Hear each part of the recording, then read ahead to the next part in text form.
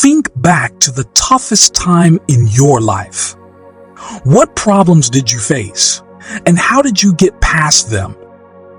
We've all had those times when life gives us challenges that feel too big to handle. Every day brings new surprises that can change the course of our lives in unexpected ways. Life is unpredictable and sometimes puts us in situations we're not ready for. The idea that every day is a gift fits well with the belief that God, the Almighty, has a plan for all of us. The book of Jeremiah, chapter 29, verses 11 to 13 states, "For I know the plans I have for you, declares the Lord, plans to prosper you and not to harm you, plans to give you hope and a future. Then you will call on me and come and pray to me, and I will listen to you. You will seek me and find me when you seek me with all your heart." Every part of our lives, including the tough times, is planned and purposeful. We might not always see hard times as blessings right away. They might not be clearly good, but they help push us to where we're meant to be. Even blessings can come in the form of hard times, bad news from family, difficult situations at work, or financial struggles are things most of us have faced. In those tough moments, it's not always easy to stay strong and positive. The silver lining can be hard to see when we're focused on the big issue in front of us. But our natural ability to get through and adapt to challenges comes to life in these moments. The belief in a God who moves mountains inculcates a formidable strength in us. This faith, together with our own ability to bounce back, helps us get through challenges that seem too big to tackle. But what happens when doubt and fear seep in, even when we are aware of this divine support?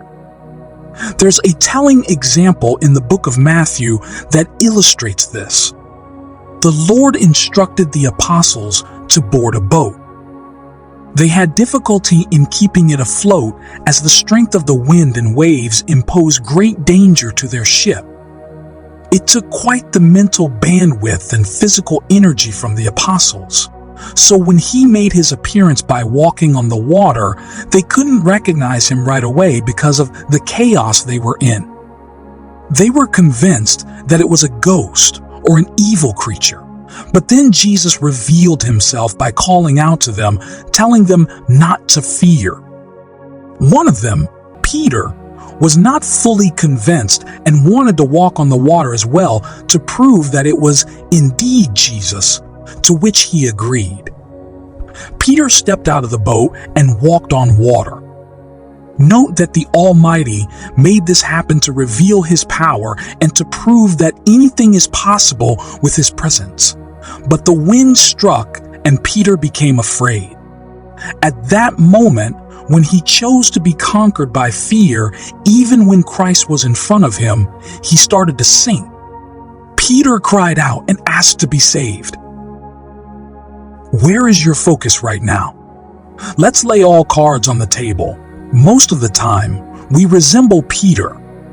Fear is natural and frequently arises in unfamiliar situations that are beyond our control. Feeling momentary doubt in such circumstances is completely normal.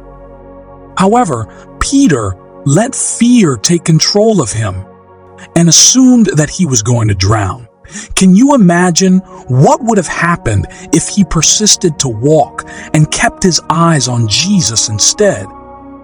I promise you that Jesus would have been very pleased with the faith he demonstrated.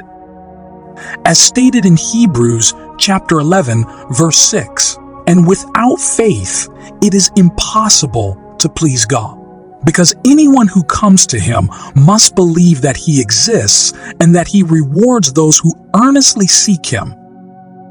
We can and should turn this idea into our reality. The questions to ask are, what should we do differently? How can we learn from Peter's experience so that we can practice the habit of focusing on God in times of trouble? To begin with, you should know that we have an advantage over Peter because we know more about God than he did at the time. We already experienced how God fulfills his promises to each one of us. Even at this very second, we know that God is moving for our good. The book of Proverbs, chapter 3, verses 24 through 26 says, "When you lie down, you will not be afraid. When you lie down, your sleep will be sweet. Have no fear of sudden disaster or of the ruin that overtakes the wicked. For the Lord will be at your side and will keep your foot from being snared." Knowing the power he holds brings us comfort in ways that nothing else can. God is the only one who loves and cares for us unconditionally, encompassing the characteristics that a human being may find unlovable. God's love for us is something special. He cares for us, no questions asked, even when we think we don't deserve it. He takes us as we are, flaws and all, and gives us a kind of peace that's hard to put into words. Knowing that God is always with us makes our journey through life less scary. Every problem and every win is shared with Him. With God's grace lighting up our path, we start to see problems as chances to grow, and we learn that we can bounce back from anything. We don't have to be afraid because we're not alone. God's love is always there, strong and steady, helping us face each day with courage. Remember that Jesus particularly advocated for people who were ridiculed and ostracized by society. You are not alone in this. When it seems that the world is falling down around you, it is evil deceiving you that God does not hear you. Do not ever fall into this trap. Take a moment and seek God first. There is a reason why God refers to himself as a shepherd, and it's because, like sheep, we tend to stray away in just a moment of distraction. After receiving bad news, our mental state can enter panic mode. Your brain is hardwired to look for solutions. But guess what? You have the ability to directly communicate with the one who holds the answers to everything. Matthew speaks about this in the book of Matthew, chapter 26, verse 41. "Watch and pray so that you will not fall into temptation. The spirit is willing, but the flesh is weak." Evil tempts us to stray away from God's supervision and act on our own. We might think that we can bounce back on our own, but this undermines God's power. He puts us in difficult situations because it is His way of developing a stronger relationship with us. Let us welcome each setback with joy, knowing that it is an opportunity to be closer to Him. Can you count the number of times you pray in a day? Daniel prayed numerous times a day and humbled himself before God in all situations. The king threw him in a den of hungry lions because of how much he loved God. Inside the den, he continued to pray despite the likelihood of being eaten. Seeing how faithful he was in the book of Daniel, chapter 10, verse 12, God said, "Do not be afraid, Daniel. Since the first day that you set your mind to gain understanding and to humble yourself before your God, your words were heard, and I have come in response to them."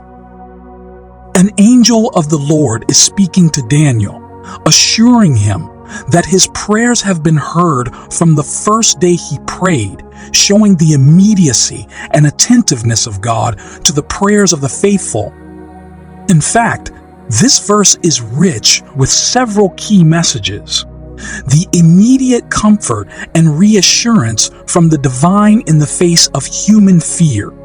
The attentive ear of God to the prayers of the faithful, and the swift divine response to sincere, humble seeking. It shows the closeness, attentiveness, and responsiveness of God to those who seek Him with a sincere heart. It reassures us that our prayers are not only heard, but are also answered. Listen, as humans, we may not be surrounded with actual lions, but we are prone to all sorts of attacks, from physical injuries to emotional suffering. I need you to understand that we are just as vulnerable as Daniel. The lions are just invisible most of the time.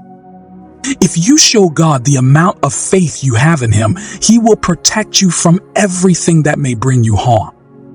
The problem is that sometimes we become too complacent in our daily lives.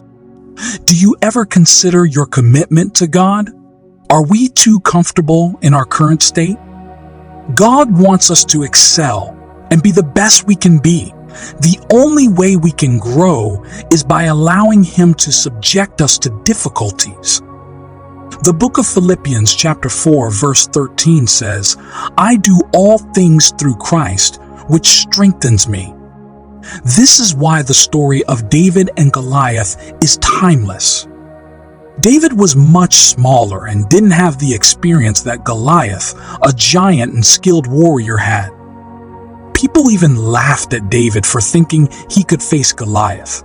But David had something stronger than physical strength on his side. David believed with all his heart that God was with him. He wasn't afraid to say God's name out loud for everyone to hear. In his heart, he knew that with God by his side, he was stronger than the mightiest giant. That's the kind of belief we all need to hold on to.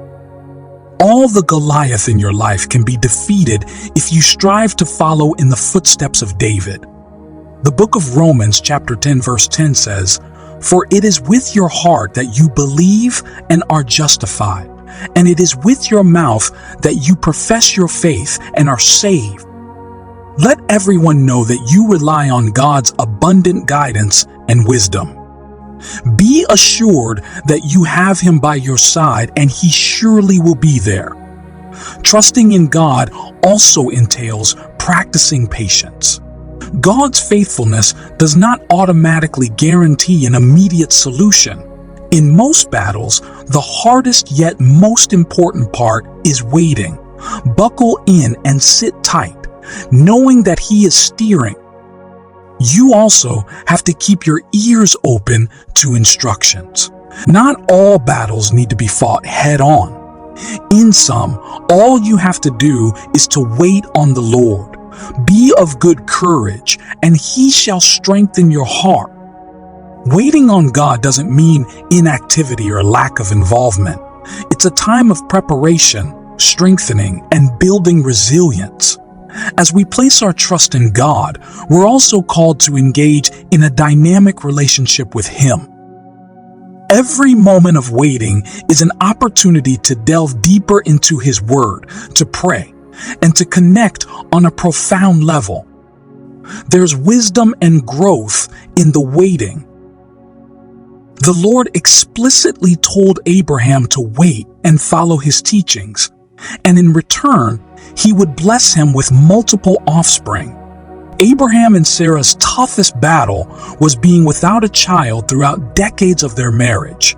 Abraham did exactly what the Lord had instructed him and waited patiently. One might ask, if God is all-powerful, why did He have to let time pass instead of just blessing Abraham right then and there?